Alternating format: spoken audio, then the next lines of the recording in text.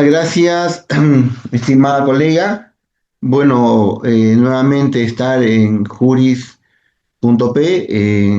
con la siempre cordialidad de la invitación y también compartir con cada uno de los colegas conectados vía Zoom, en la cual pues vamos a poder compartir, reitero, las experiencias que como abogado litigante se tiene dentro de los pasillos del Poder Judicial, dentro de los pasillos del Ministerio Público, en la cual nos corresponde como abogados estar pues y realizando siempre una defensa activa, en la cual pues así también lo establece el Código Procesal Penal en cuanto a las funciones del abogado defensor.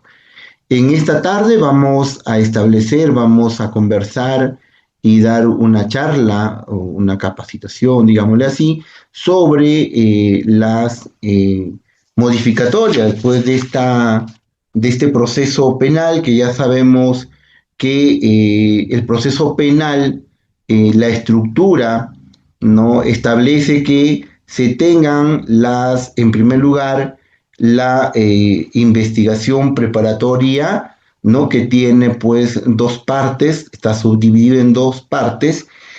Una de ellas es ahora ya con la ley 32.130, pues se ha determinado la investigación preliminar y también la investigación preparatoria, ¿no? En cuanto a esta primera parte.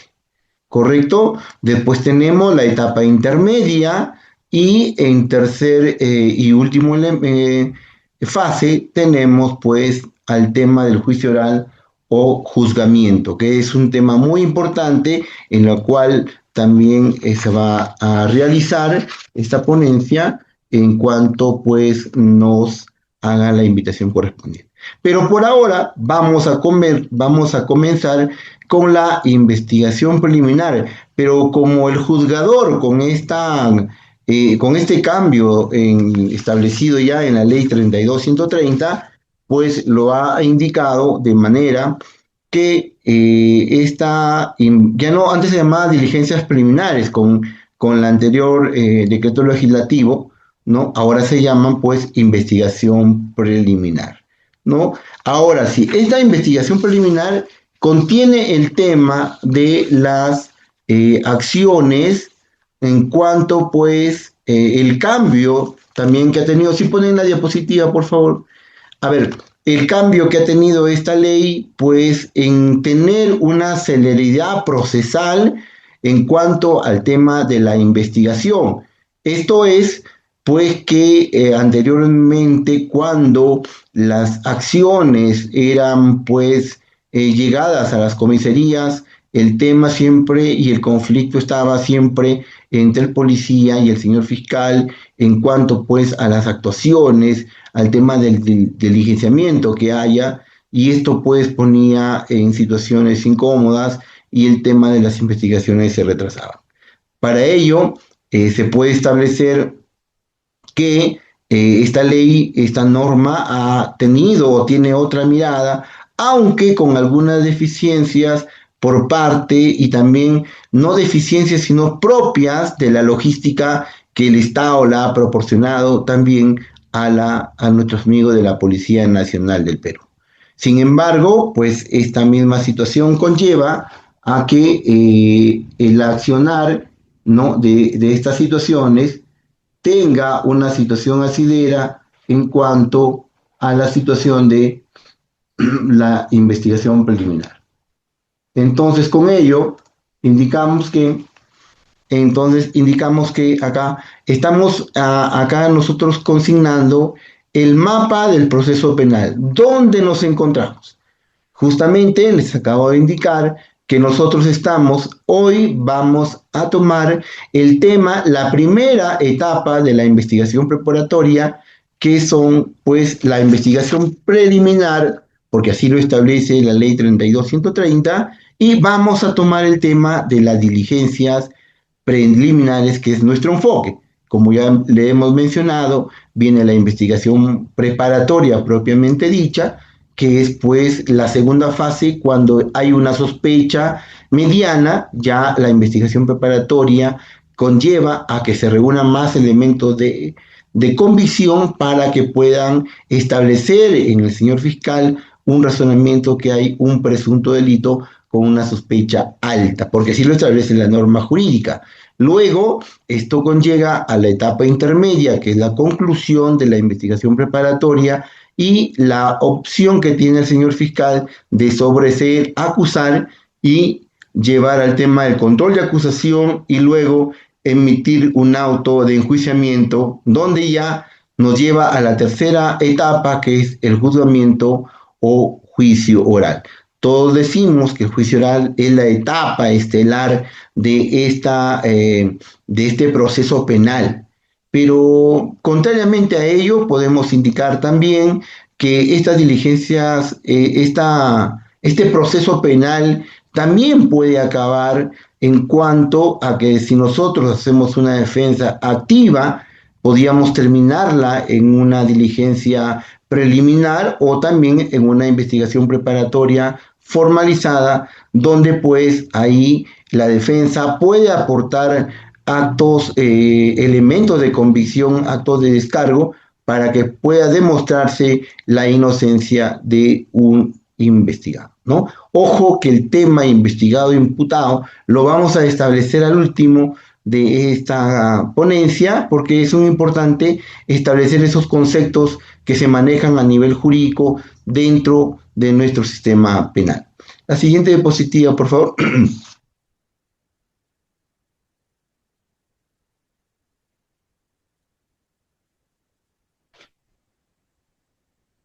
Chicos, la siguiente diapositiva para avanzar. Tenemos acá el punto de partida. ¿Cómo comienza un proceso penal? Lógicamente, nosotros vamos a establecer que comienza con una noticia criminal. Esta noticia criminal, pues, es la denuncia y es el acto de poner en conocimiento de la autoridad la comisión de un presunto delito. Ojo, estamos hablando de un presunto delito porque esto es materia de investigación. Y esto es el primer paso formal de este proceso penal. Ahora, ¿ante quiénes se interpone una denuncia?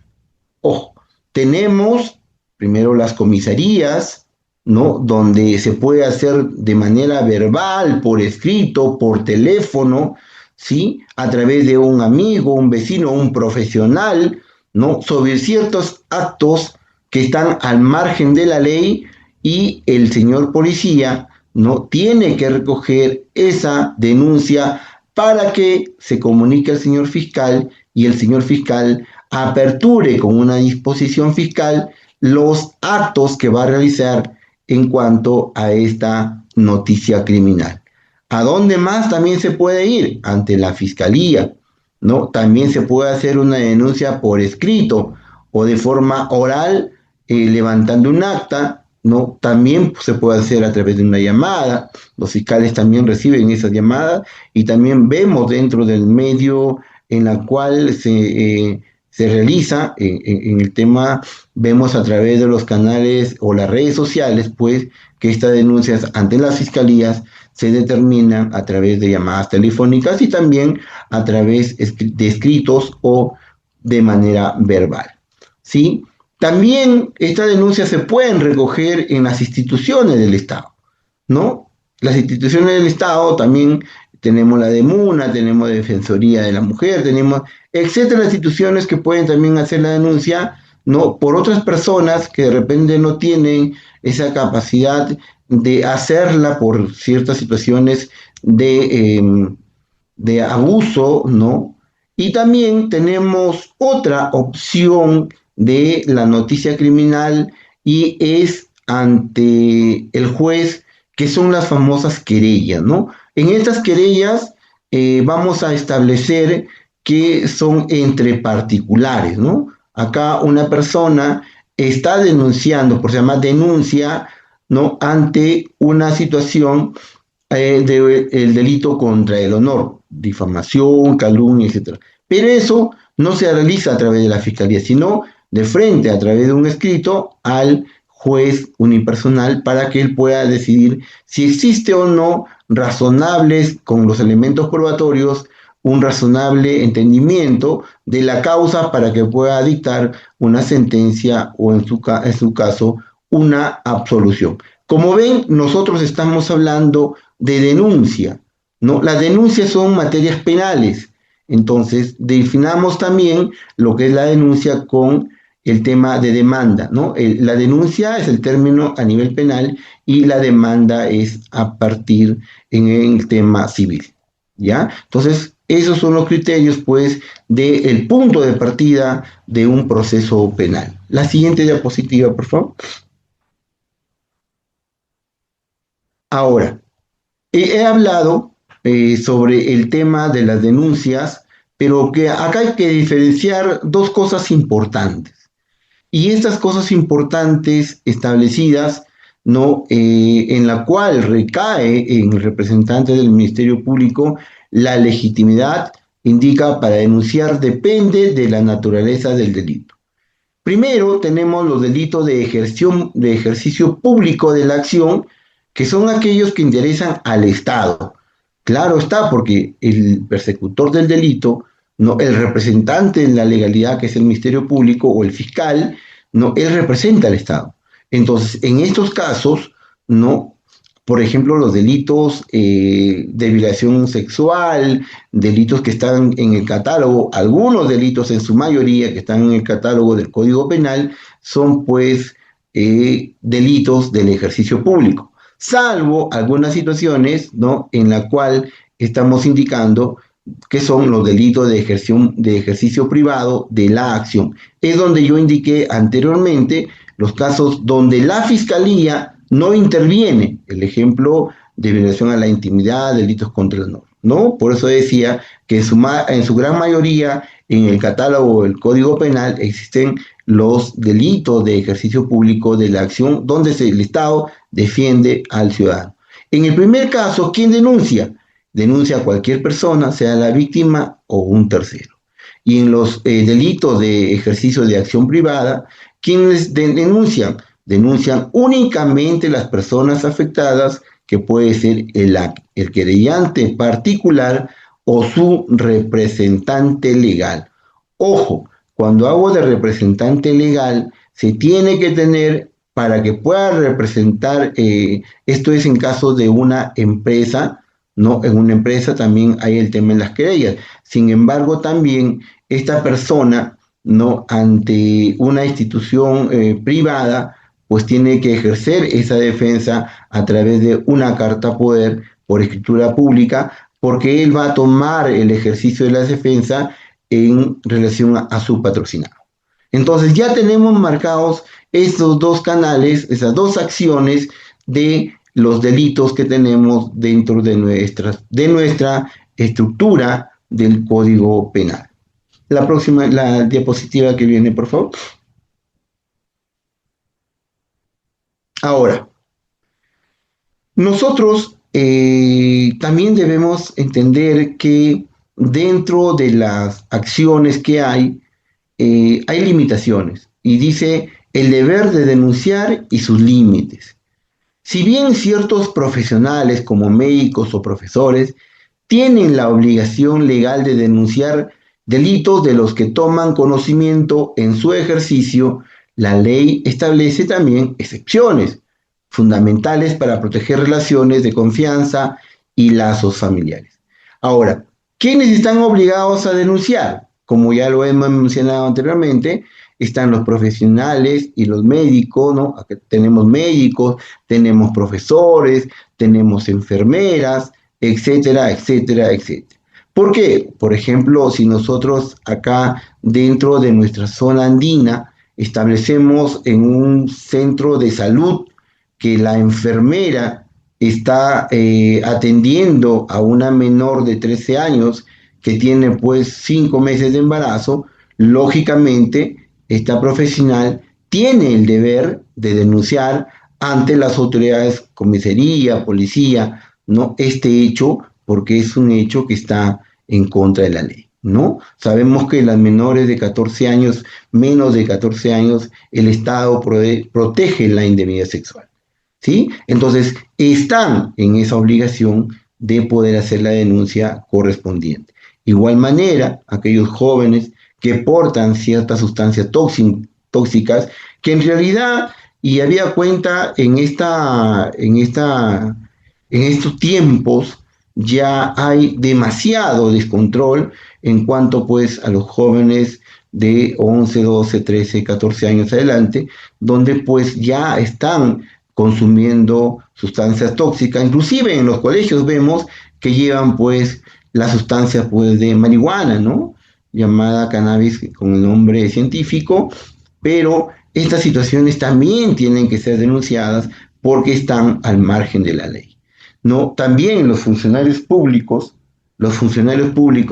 también al conocer un hecho, un delito en el ejercicio de sus funciones, también están orientados y llamados a denunciar. Por ejemplo, si yo soy jefe de logística, ¿no? Y a mí me están trayendo, pues, el administrador ciertas documentales que establecen que un servicio no se dio o no se cumplió, ¿no? Sin embargo, me traen boletas de pago donde a todas luces se pudo verificar que el servicio no se dio, entonces yo no tengo por qué firmar ese documento para yo tener a futuro responsabilidad y también tengo la condición, tengo el deber de denunciar esos hechos que están al margen de la ley. Entonces, como vemos acá, ya con esa noticia criminal, con esa apertura de esa denuncia, abre el camino para el proceso penal.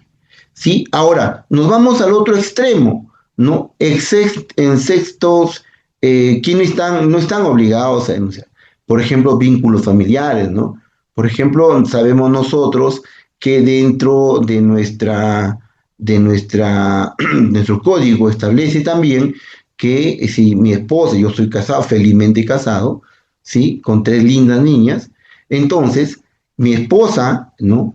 Me denuncia hoy por robo, haberle sustraído yo 3.000, 4.000 soles, eso tampoco puede ser exento de una obligación de denunciar, porque eso no va a ser tomado en cuenta para una herencia a posterior.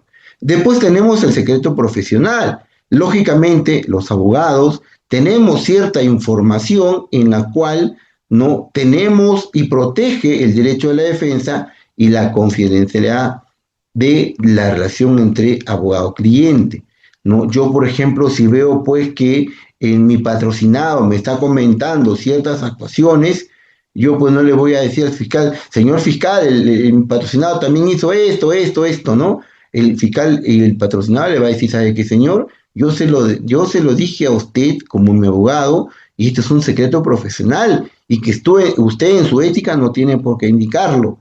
Entonces, son esas pues las limitaciones en cuanto a obligaciones de denunciar, ¿no? Ahora, estas, como último título que hemos puesto acá, la excusa absolutoria por encubrimiento familiar, en la cual yo le estaba comentando en inicio, lo establece el artículo 406 del Código Penal, que demuestra que el sistema legal reconoce y protege la naturaleza de los vínculos parentales, priorizándose sobre todo el deber general de la denuncia. Es más, nosotros cuando vamos a un tema de una declaración contra un esposo, contra un primo, hasta el 4º grado de consanguinidad, nosotros también nos abstenemos. O sea, el testigo puede también abstenerse de poder declarar porque pues así también lo indica la ley. Y ojo, que todas esas acciones las vamos a realizar en las diligencias preliminares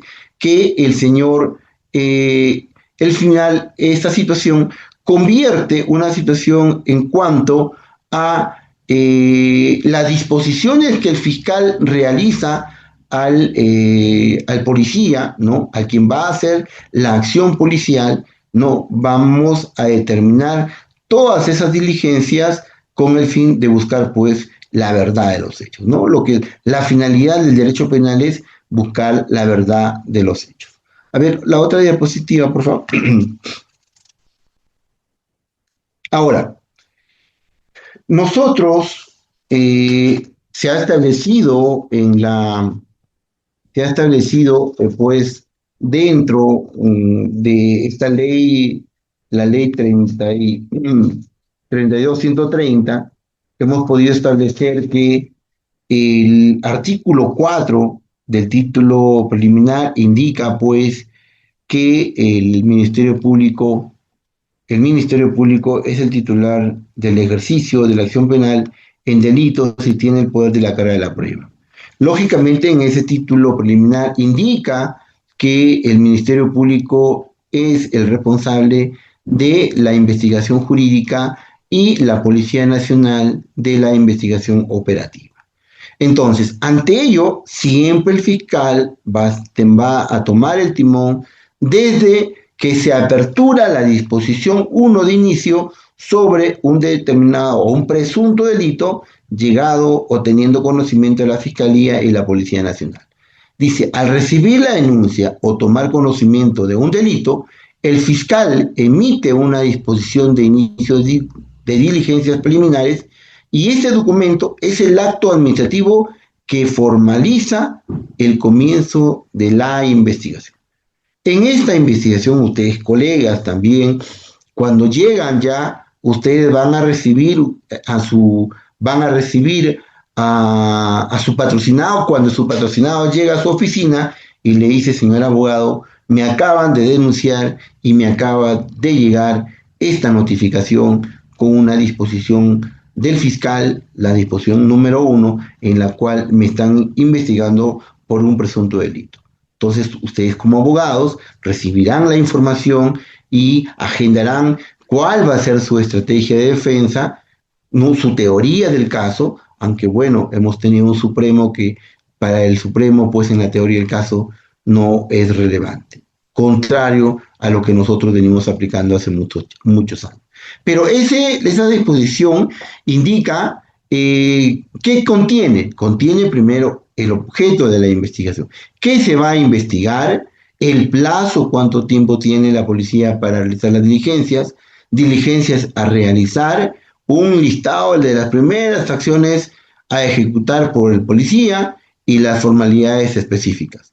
¿Cuáles son los instrumentos para garantizar la validez de los actos de investigación?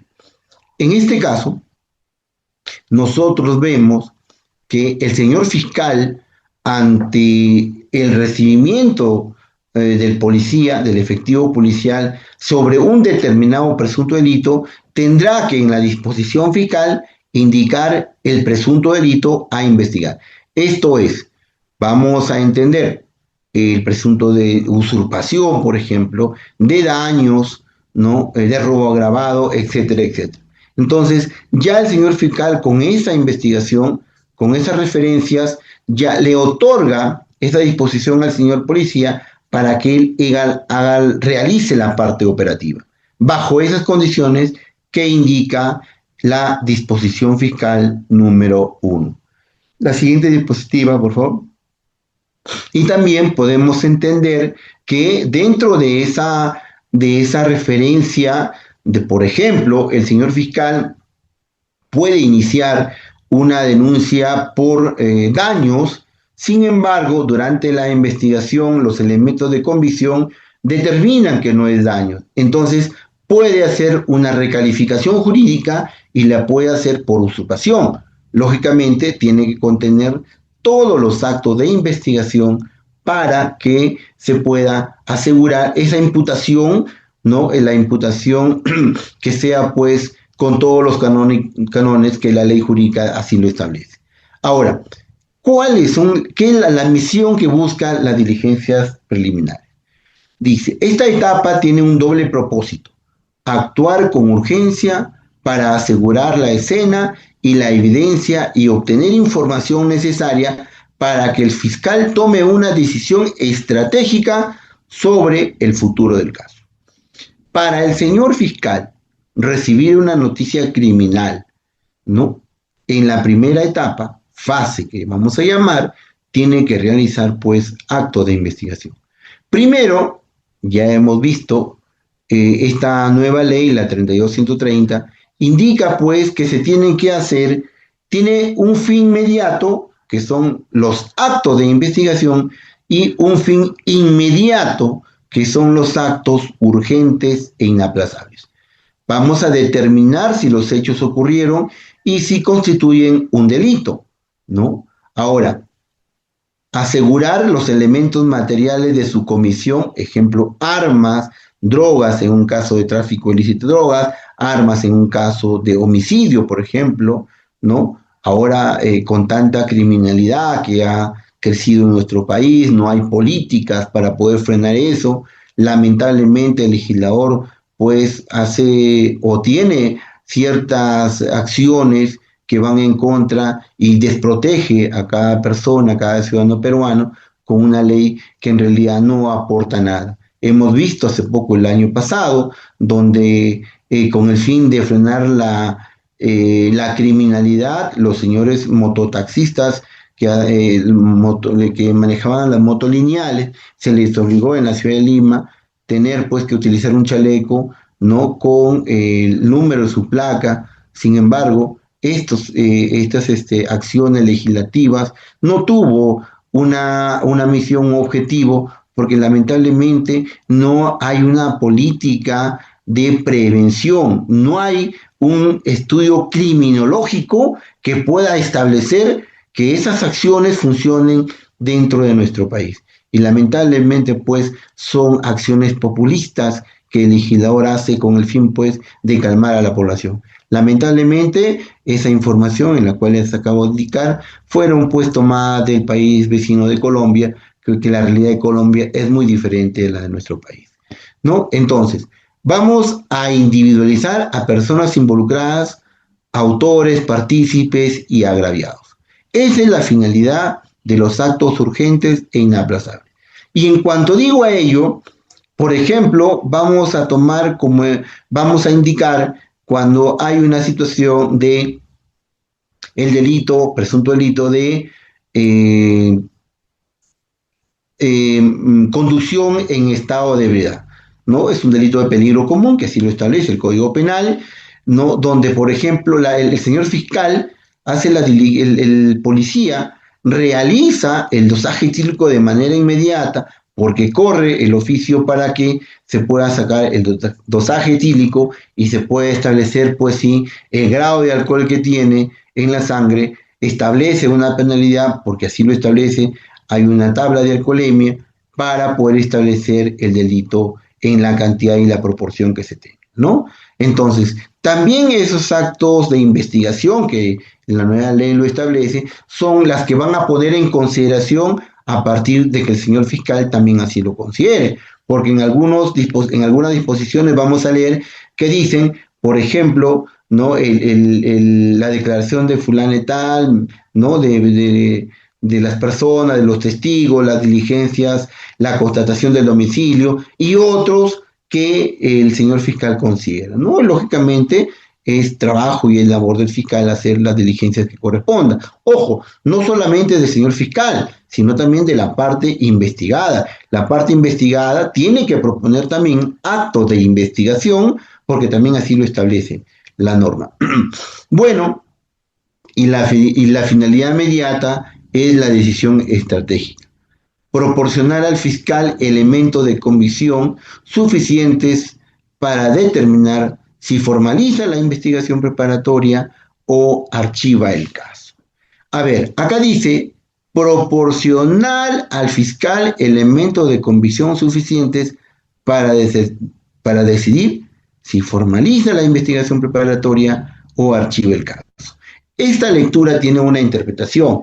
Cuando hablamos de proporcionar, estamos hablando de que quien informa, quien hace este informe policial, habiendo recabado toda la información, son los efectivos policiales que están en el área de delitos y faltas, ¿no? Que van a recabar toda esa información. Lamentablemente, así le decimos lamentablemente, esta ley 32130, pues se ha generado muy rápido. Nuevamente, reitero, no hay una política de criminología donde puede establecer.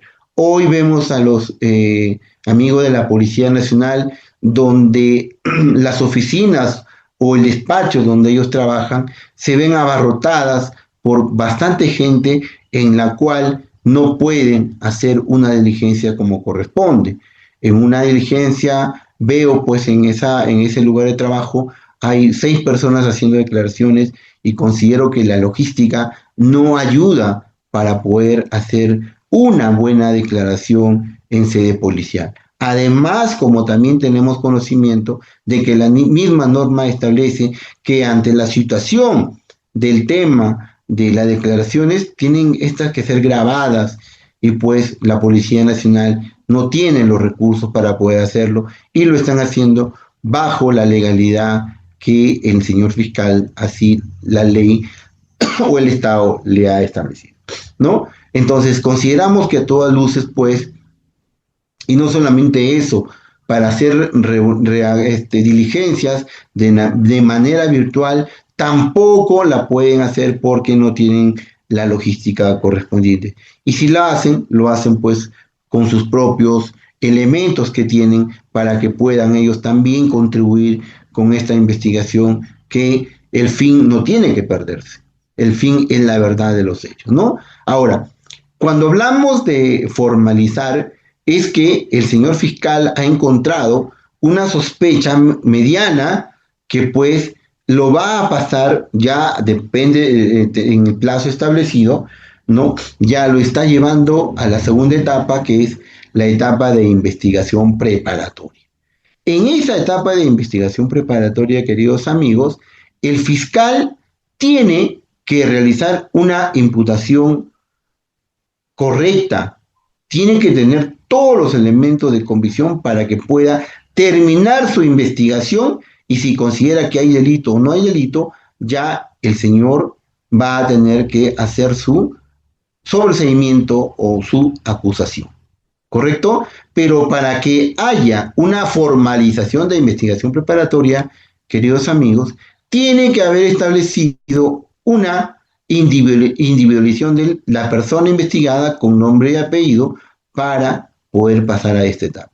Si no la tiene, esta finalidad de la diligencia preliminar termina ahí. Ahora, el señor fiscal en esta etapa va a realizar una situación de no formalizar, porque la disposición sale así, no formalizar la investigación preparatoria contra, ni continuar con la investigación contra el señor fulano tal, ¿no? Por el presunto delito tal. Ahora, esto se corre traslado a las partes y las partes, ¿no? Pueden oponerse a través de un recurso, ¿no? De queja o elevación de actuados al fiscal superior para que el fiscal superior pueda realizar una interpretación de la actuación del señor fiscal y pueda decidir si confirma ese archivo o de repente le dice al señor fiscal o a otro fiscal que haga una acusación sobre el determinado delito o en su defecto también le solicita más tiempo para realizar actuaciones a nivel de diligencias preliminares. La siguiente diapositiva, por favor. Ahora, habíamos hablado de que en esta etapa de las diligencias preliminares, el señor policía toma, los efectivos de la policía toman una acción protagónica en este caso, ¿no? Por ejemplo, en un homicidio, como en este caso que estamos indicando, la policía es la primera en llegar y sus acciones pueden determinar el éxito o fracaso de un caso.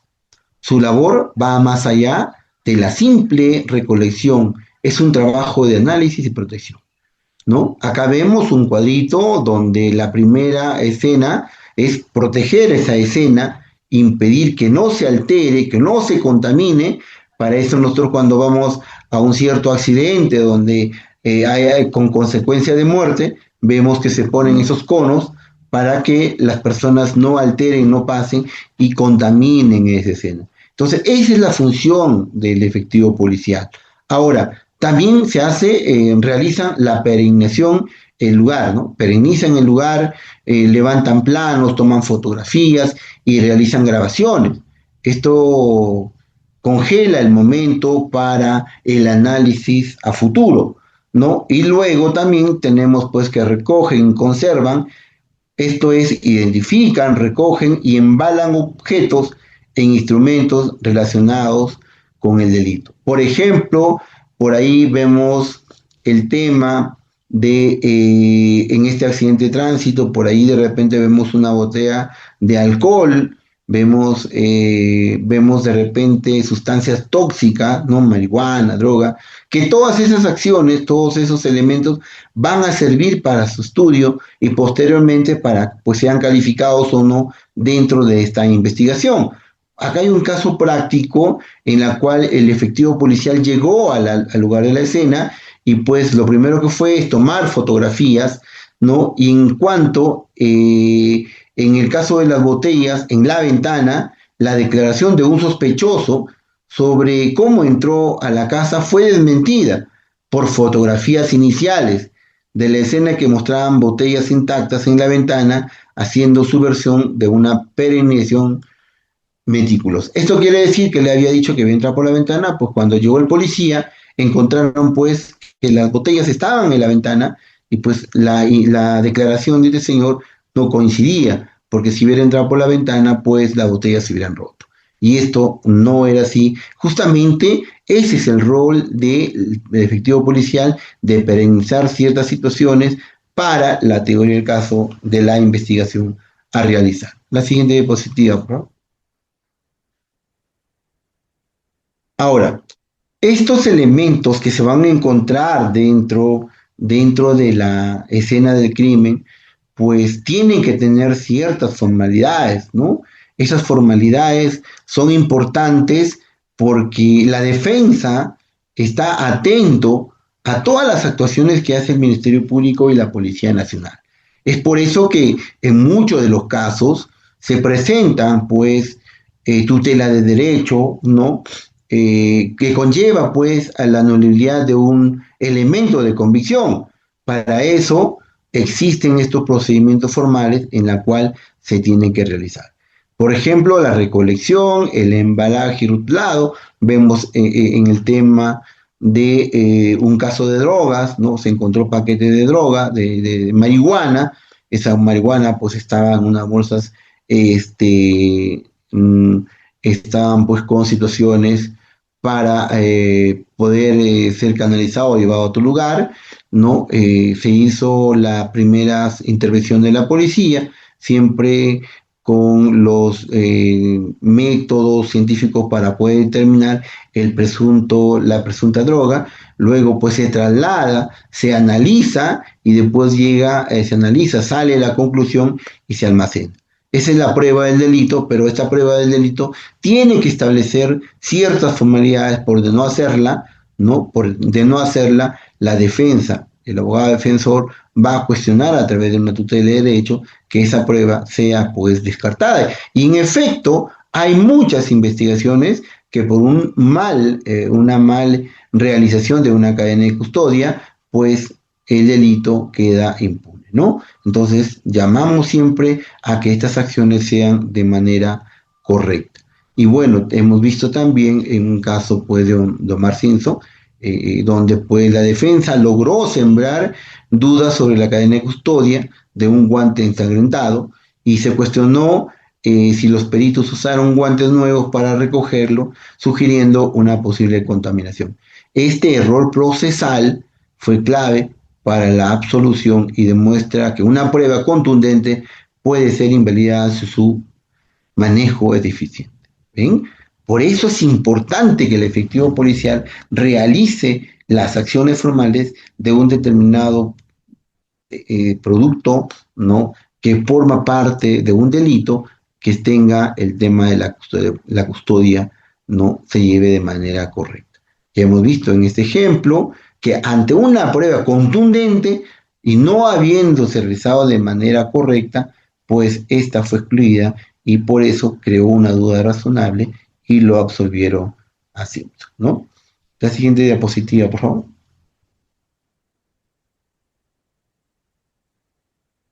Bueno, eh, esta dualidad, ¿no? Esta unión en la cual la alianza estratégica para que pueda tener determinada objetivo, en este caso, de una investigación de un proceso penal, no está establecido pues en el artículo 4 el título preliminar, no, donde indica pues que esta alianza estratégica entre el fiscal y la policía tiene que hacerse de manera unánime, en la cual cada uno cumple su rol para poder establecer responsabilidad o no de un presunto delito.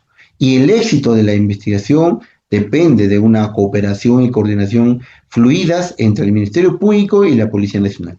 El código asigna responsabilidades claras para optimizar la persecución del delito. Esto es, el Ministerio Público tiene la conducción jurídica y es el defensor de la legalidad. Bueno, yo como abogado defensor, esa situación y ese concepto de defensor de la legalidad, bueno, no es tan cierto porque algunos fiscales tienen otra mirada en el investigado, pues que lo llevan a un juicio oral donde no hay elementos de convicción, porque para nosotros, para mí particularmente, este Código Procesal Penal ha fracasado. Y ha fracasado, que va a ser materia de otra ponencia, porque en realidad vemos muchos casos que van a juicio y no hay buena imputación, no hay elementos de convicción en la cual yo considero que la celeridad procesal y la celeridad, el tema económico, imagínense cuánto gasta el Estado llevar un caso hasta un juicio donde se puede establecer una absolución porque no hay elementos de prueba, ¿no? Entonces, el defensor de la legalidad pues tiene que establecer, si encuentra delitos, señores, que lo acusen. No hay elementos de convicción,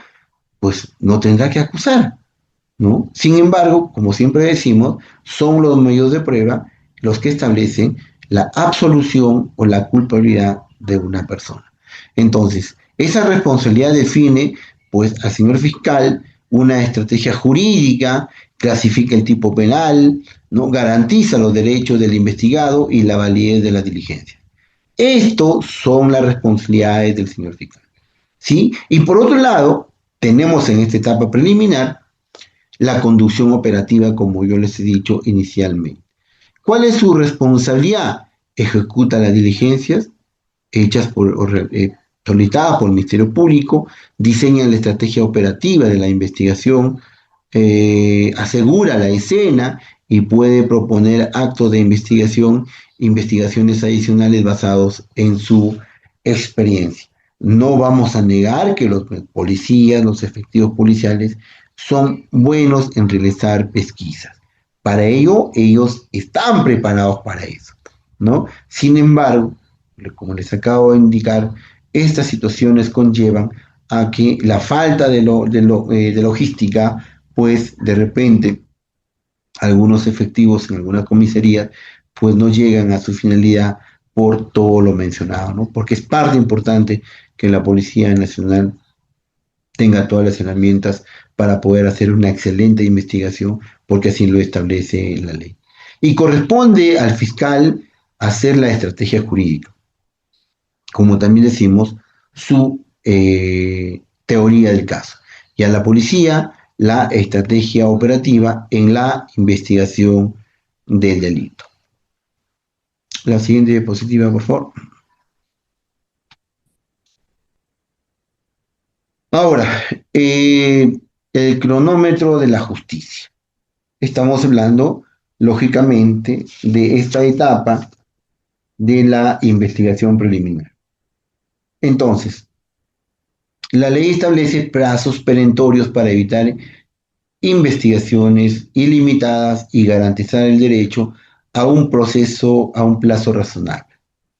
Señores, dentro de la investigación, el señor fiscal siempre va a comenzar con sus 60 días, ¿no?, de investigación preliminar, donde en la mayoría de los casos, pues, como sabemos, pues este plazo siempre es corto para las acciones.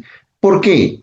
Porque como todos sabemos, y ellos bien también lo mencionan, el tema de la carga procesal, el tema de la logística también, que ellos también tienen esas desventajas, ¿no? Hacen pues que los 60 días queden acortados y puedan pedir otra ampliación más, porque también la norma otorga. Pero siempre nosotros, si hablamos de plazo razonable, ¿no? Exactamente, a ver, dice el control de plazo de investigación se interpone vía tutela de derecho. Claro, no, hay una figura que se llama, que lo vamos a pasar más adelante, vamos a contestar esta pregunta muy interesante que nos acaba de decir el colega, en la cual, ojo, nosotros, si la ley dice plazo razonable, ¿no? Tiene que establecerse dentro de lo que indica esa disposición fiscal. Ahora, ¿qué pasó con el caso de Bepsi Chávez? El Ministerio Público, señores, a través de esa casación que se interpuso en la Corte, estableció que el pedido de la prisión preventiva, el fiscal lo solicitó después de su vencimiento.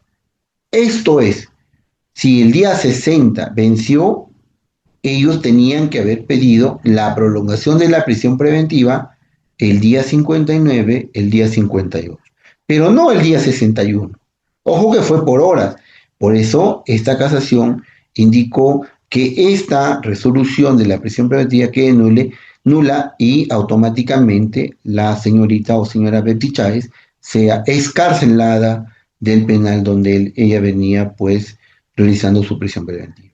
Entonces, en esto se aplicó el plazo razonable y, ojo, el control de plazo, que es otra figura que también la vamos a comentar. Pero el pedido de la prórroga o ampliación se tiene que hacer antes. Para eso impera el delito, así lo establece la norma también, el principio de caducidad. Quiere decir, 60 días, no pediste ya tu prórroga, en esos 60 días tienes que resolver con las pruebas que tienes, ¿no? Pero normalmente a veces los abogados no lo plantean. Esperamos que siga la investigación, pues, hasta llegar a la etapa que corre, ¿no? Ahora, tenemos otro plazo que es el plazo de la flagrancia. Sabemos que hay varias categorías de flagrancia también, pero esto registra hasta 48 horas y también tenemos pues las detenciones también y hay excepciones en la cual también se establece 15 días por el tema de terrorismo, tráfico ilícito de drogas, crimen organizado, donde la norma establece 15 días. Después tenemos el plazo de detención preliminar judicial, que es hasta, la regla general dice hasta 72 horas, ¿no? Casos complejos 7 y crimen organizado hasta 10 días, ¿no? Entonces, eso es el cronómetro de los plazos dentro de las diligencias preliminares y lógicamente se tiene que cumplir a cabalidad y el fiscal está llano a pedir cierta información, cierto plazo, pero dentro de los cánones que la ley así también lo establece, ¿no? No puede poner el plazo que él considera conveniente, no, lo tiene que hacer lo que está establecido en el Código Procesal Penal. La siguiente diapositiva, por favor.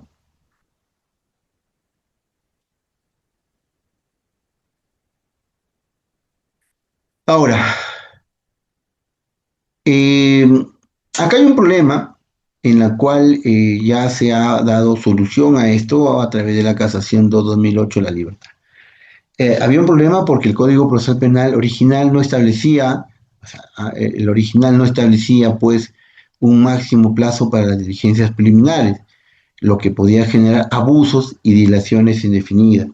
Bueno, por eso ya la figura del control de plazo, la figura de la tutela de derecho, no camina en esta cosa. Ahora, esta jurisprudencia, la casación 2-2008 de La Libertad, la Corte Suprema estableció un criterio vinculante para proteger el derecho al plazo razonable.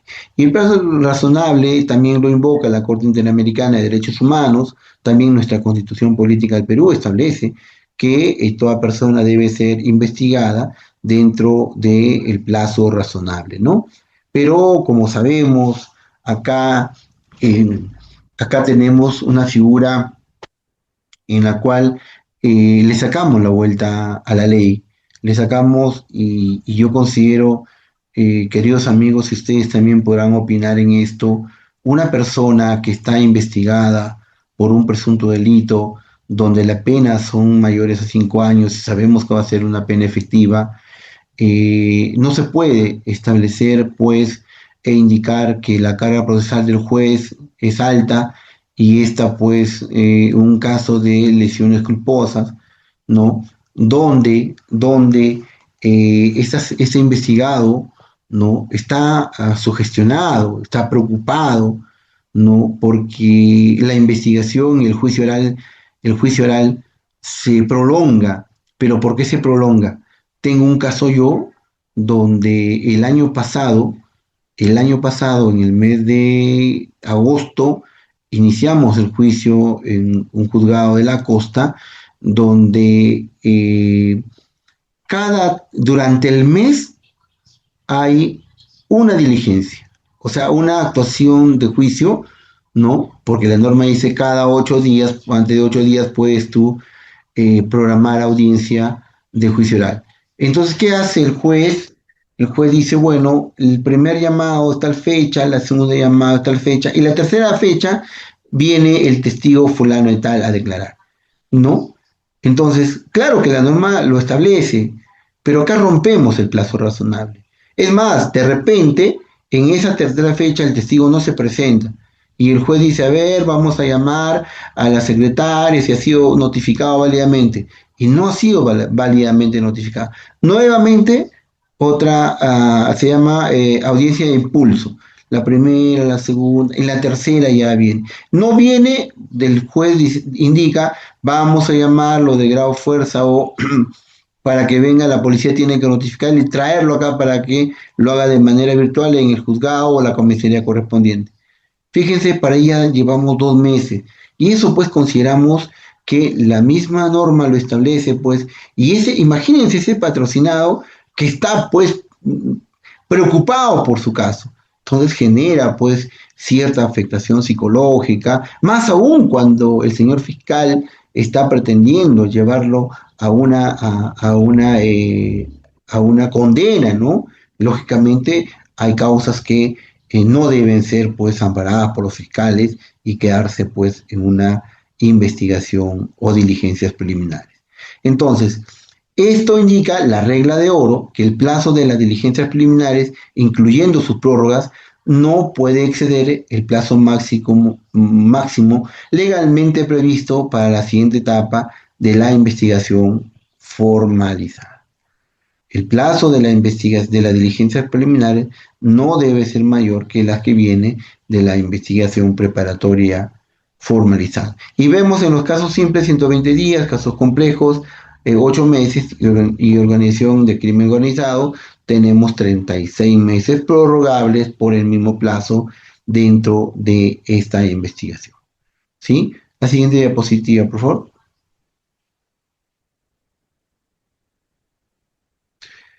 Acá tenemos el juez de garantías, un actor imparcial. Bueno, también tengo mis dudas, también tengo mis motivos como abogado litigante, varios departamentos, hago mis litigios. Ahora la virtualidad nos permite irnos a diferentes partes del Perú, pero cada juez de investigación preparatoria tiene su propio criterio y no todos pues son uniformizados, no todos tienen una mirada de justicia, ¿no? Porque como ya sabemos, nosotros nos corren traslado de una acusación y al final salimos en este caso, con un auto de enjuiciamiento. Entonces, ante los pedidos de tutela de derechos, de control de paso, de repente esa situación no es acogida por el abogado litigante. Y a la pregunta que me hicieron anteriormente, durante las diligencias preliminares, el juez de investigación preparatoria no investiga, ojo, no investiga, solamente él actúa como un guardián de la legalidad y los derechos fundamentales. El investigado enfrenta el poder del Estado, ¿no? Esto ante la Fiscalía y la Policía, que son dos instituciones en la cual están inmersos en buscar la verdad, ¿no?, de la investigación. El juez equilibra la balanza, ¿no? Ahora, la tutela de derechos. Cuando el investigado considera que la fiscalía o la policía están vulnerando sus derechos fundamentales, ¿no? Ejemplo, el derecho a la defensa, puede acudir al juez para que cese la afectación. Efectivamente, hay muchos casos, vemos en el tema de las redes sociales, a través de los del YouTube, también vemos audiencias de tutela de derechos donde pues se afecta el derecho a la defensa, ¿no? Hemos visto también hace poco que el señor abogado le indicaba a su patrocinado qué es lo que tenía que declarar, porque eso te dio el caso. Entonces, una tutela de derecho, efectivamente, el juez va a poder establecer que esa declaración, pues, y a todas luces, pues, no debe ser validada, pues, en una cuestión, o perdón, validada, porque el abogado tiene que preparar, el abogado tiene la defensa formal y material que lo hacemos con el cliente, por eso es que nos contratan a nosotros, porque tenemos el conocimiento del derecho y la tenemos que aplicar y por eso lo indicamos. Sin embargo, también hemos visto que la policía, no todos los policías, efectivos policiales, tengo muy buenos amigos, policías, no a nivel nacional, acá en Carhuaz al colega Piero, acá en amigo García, Solís, a varios que tenemos amigos que son muy buenos policías dentro de esta estructura de la Policía Nacional, que hacen correctamente su trabajo, ¿no? Sin embargo, pues, a falta de estos criterios legales, cometen esas ciertas actuaciones que de uno u otro modo el abogado, ¿no?, y también el fiscal, pues imperamos que se realice una buena conducción y planteamos esa tutela de derechos, ¿no? La tutela de derechos, por ejemplo, cuando hay un acta mal redactada, sin la presencia de las partes procesales, mucho menos del fiscal. Entonces, consideramos que a todas luces, todas las personas tienen que ser investigadas dentro del rango de la ley.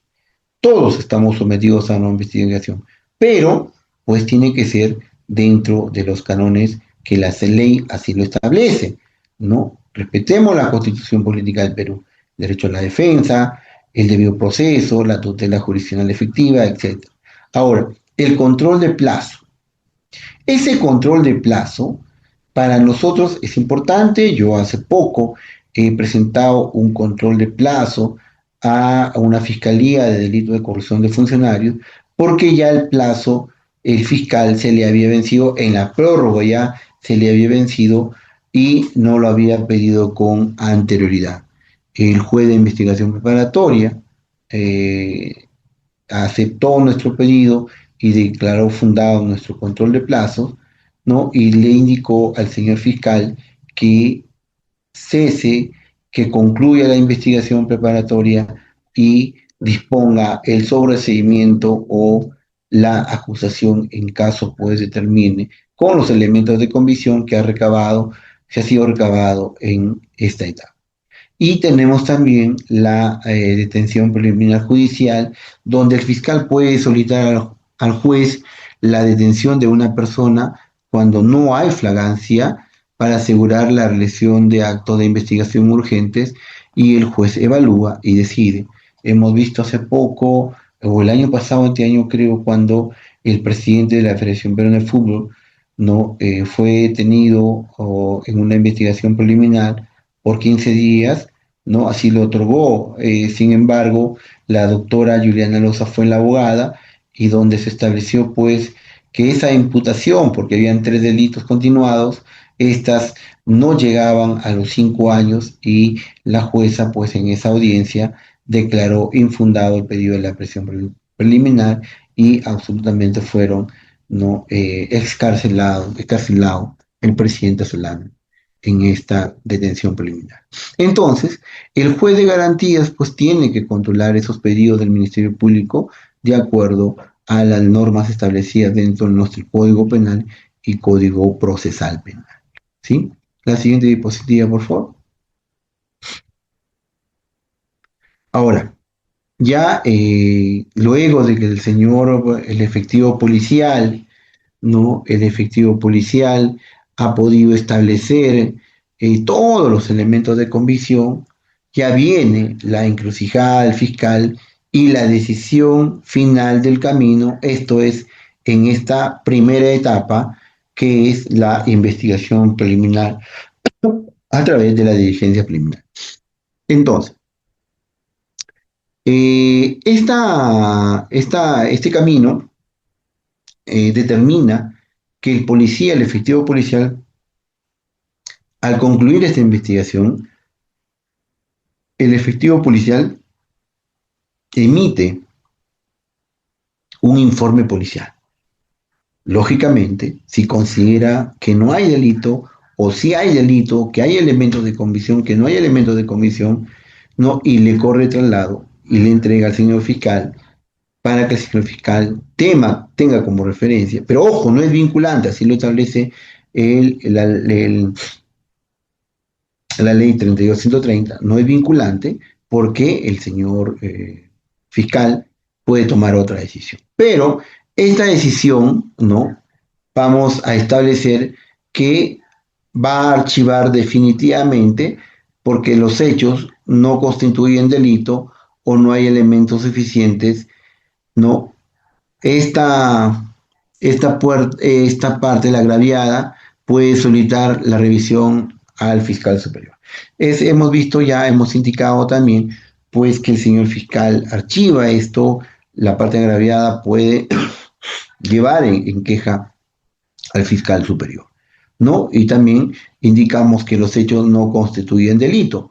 Efectivamente, vamos a tomar como ejemplo que durante la investigación se aperturó por estafa y luego de los actos de investigación se dio cuenta pues que esto no era un tema de estafa, sino un incumplimiento de contrato que tenía que llevarse en la vía civil y no en la vía penal. Entonces, con todos esos elementos de comisión, el señor fiscal no le quedará otra cosa que decidir no formalizar y continuar con la investigación preparatoria sobre determinado ciudadano.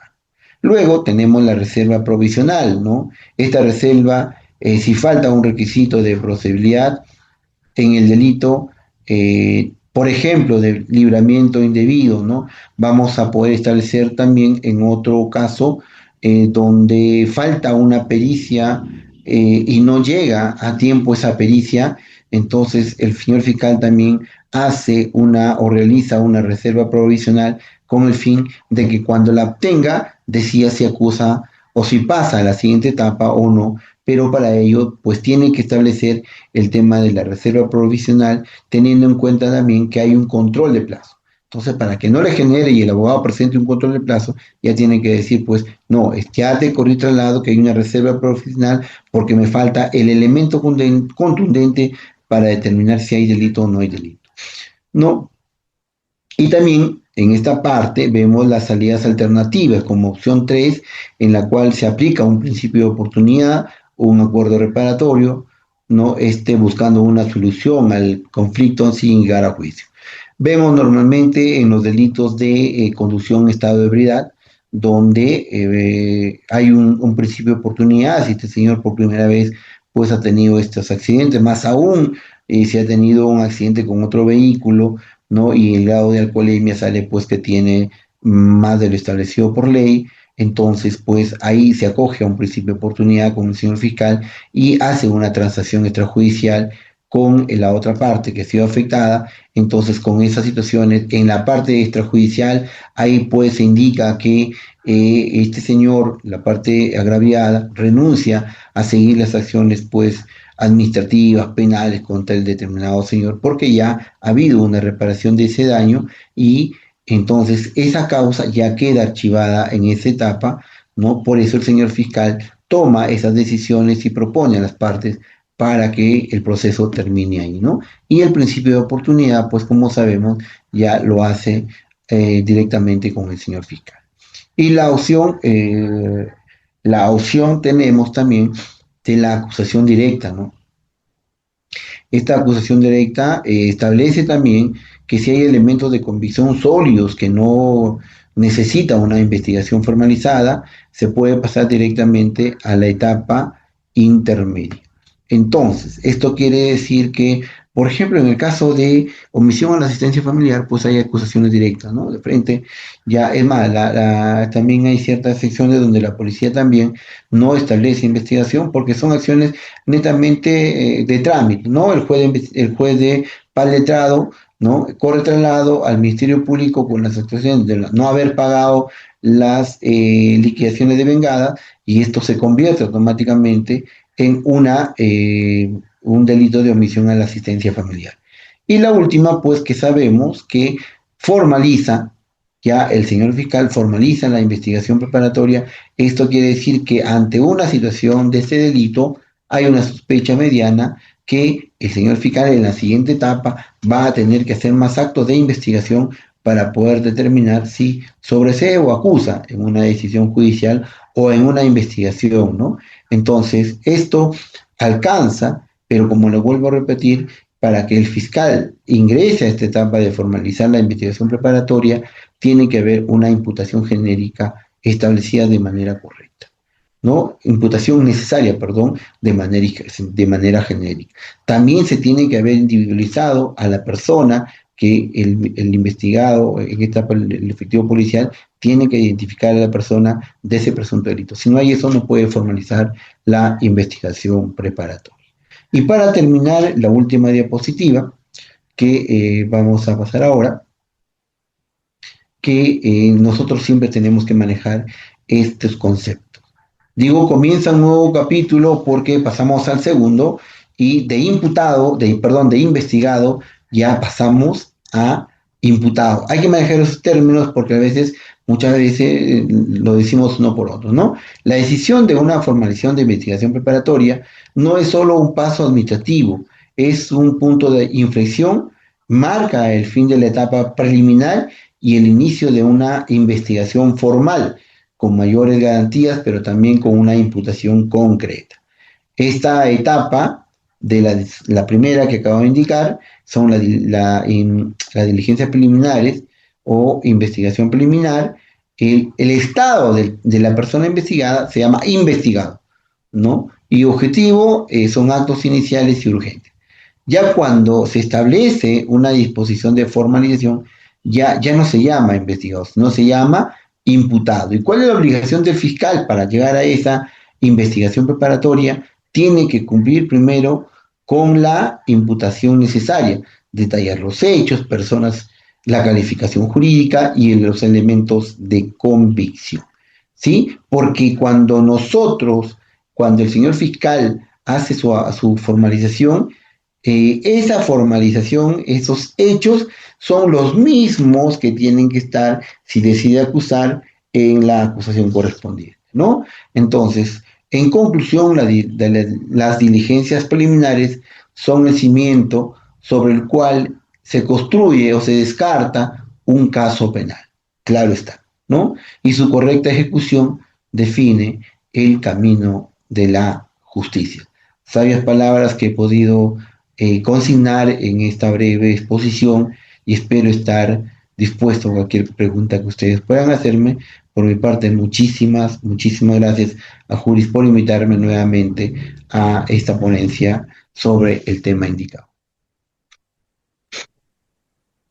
Muchas gracias, doctor Walter Martínez, por su excelente ponencia. Ahora vamos a pasar, colegas, a la ronda de preguntas. Los invitamos, pues, a escribir en el chat de Zoom cualquier duda que tengan, o si desean, pueden levantar la mano para participar.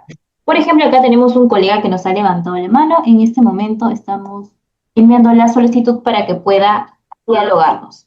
A ver, doctor, ahora sí. Doctor, buenas noches. En primer lugar... Buenas noches, ¿cómo está? Gusto saludarlo. Doctor, gracias, doctor. En primer lugar, agradecerle por su brillante exposición, doctor.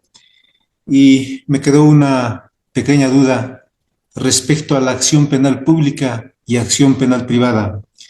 Había una diapositiva bien bonita en la que dice que en la acción penal privada no interviene el Ministerio Público. Entonces, yo soy efectivo policial y como que nos está generando una pequeña confusión en este caso.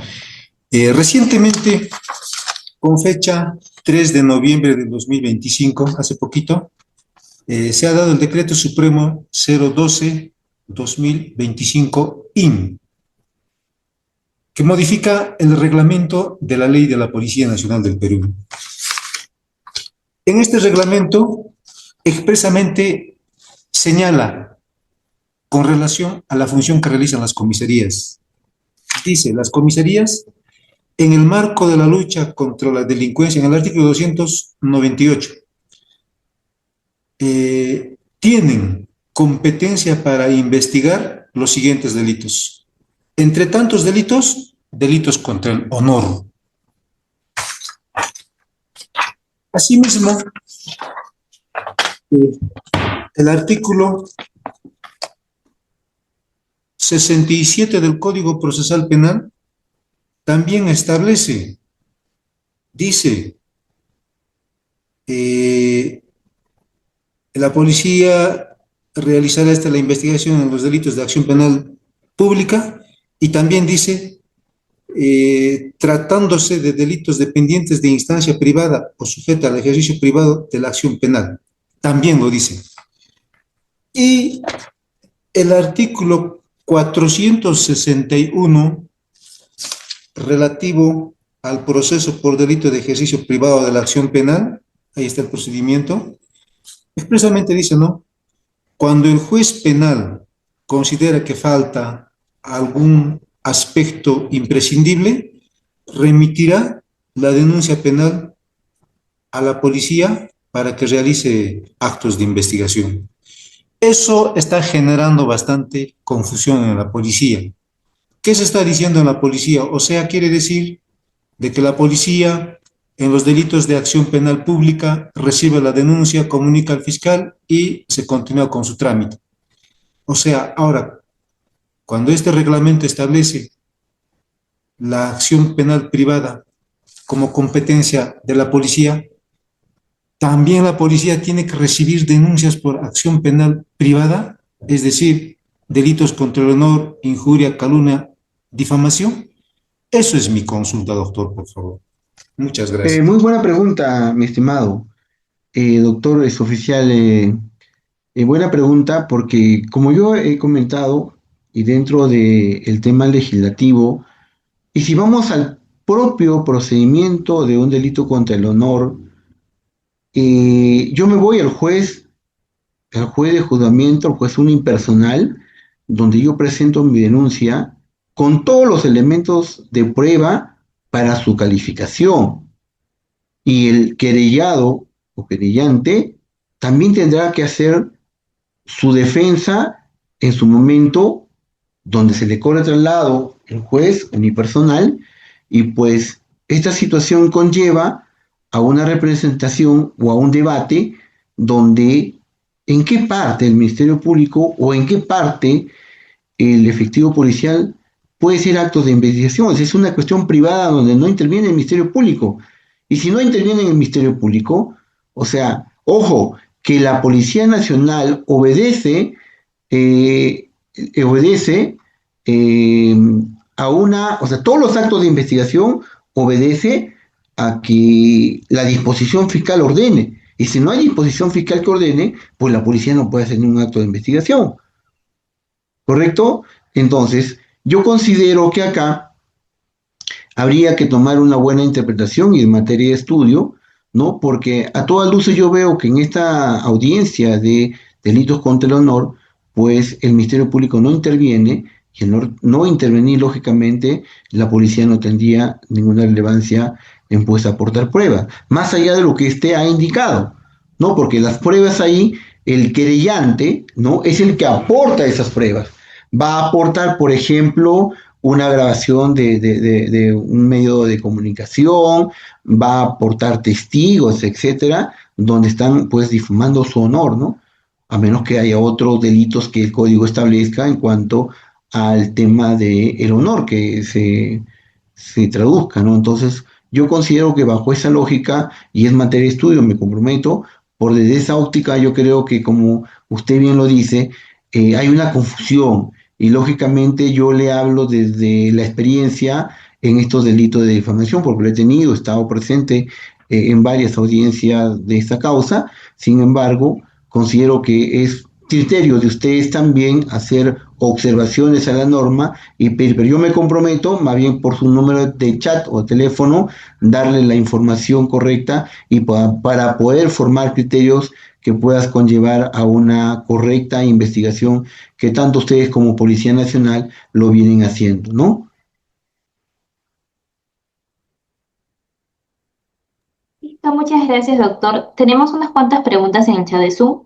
La primera nos menciona, ¿el control de plazo de investigación se interpone vía tutela de derecho ante el juez de investigación preparatoria? Ya, el control de plazo yo considero que es un mecanismo que lo establece el Código Procesal Penal y la tutela de derecho está más basado en situaciones no contempladas dentro de la diligencia. Propiamente el control de plazo se indica, por ejemplo, ante esta investigación, ¿no? Si el fiscal ha establecido 60 días de investigación y hasta yo le he enviado un escrito indicando pues que al no haber prorrogado su tiempo de investigación, solicito que concluya, porque como ya lo mencioné, esa prórroga lo tiene que hacer con antelación y si no lo hace, pues ya a esa acción en control de plazos, ya yo tengo que acudir al juez de investigación preparatoria para que pueda establecer un control de plazo y eso ya es una audiencia en la cual se va a llevar a cabo entre el fiscal y el abogado defensor, ¿no? Indicándole que declare fundado su control de plazo y pueda establecer la terminación de la causa. Doctor, si la víctima no aporta suficientes elementos de convicción, ¿qué corresponde? ¿Archivar o continuar investigando? El agraviado, yo creo que a interponer una denuncia, tiene que aportar pruebas para poder determinar responsabilidad o no en esas causas, ¿no? Pero el fiscal, el señor fiscal, pues está llamado a recolectar a través de la Policía Nacional, recolectar, pues, elementos de convicción, de elementos de cargo, para que pueda formar una convicción de sobreseer o archivar la causa. Pero si la víctima no aporta, consideramos que debe ser difícil para el señor fiscal, más allá de que el señor fiscal establezca con la policía realizar actos de investigación y ya determinará pues si hay o no responsabilidad. Doctor, ¿qué sucede si el fiscal no formaliza ni archiva vencido el plazo de investigación preliminar?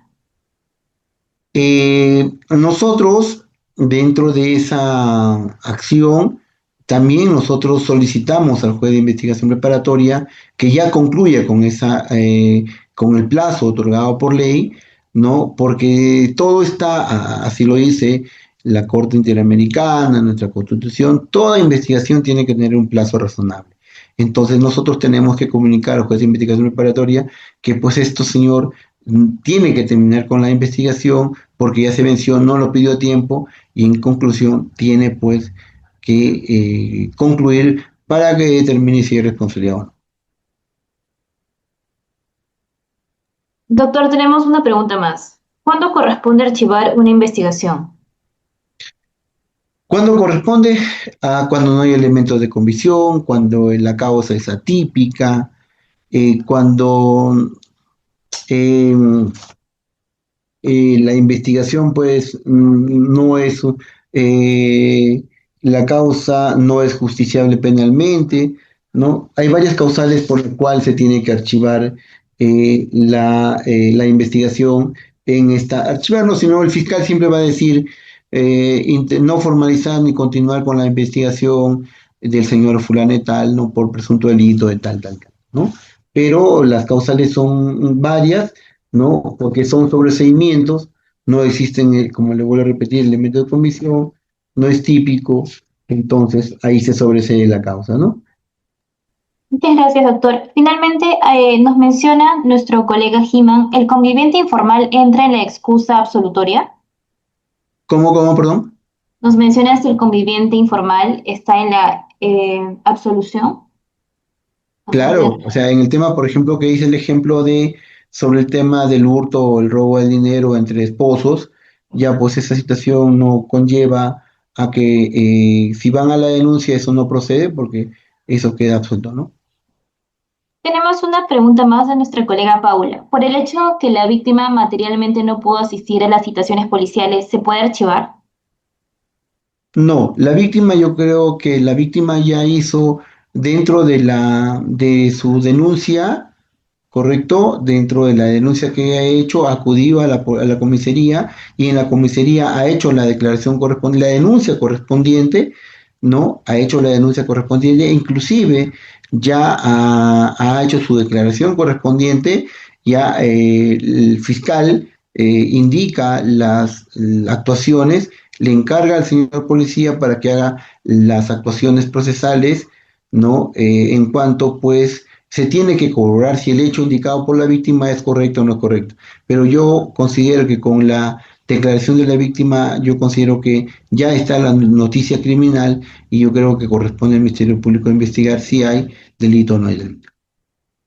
Muchas gracias, doctor. Con esta ronda de preguntas damos por concluida esta sesión. Agradecemos su participación, estimados colegas, y expresamos un especial reconocimiento al doctor Walter Martínez por su excelente ponencia. Unas últimas palabras, doctor.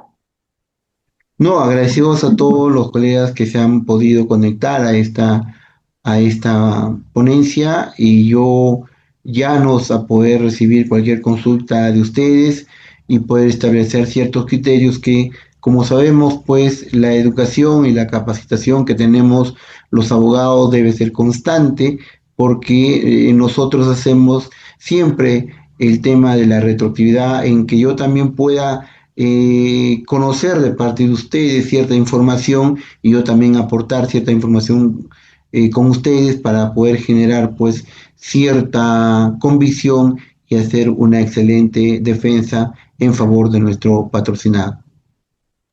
Muchas gracias, doctor. Estimados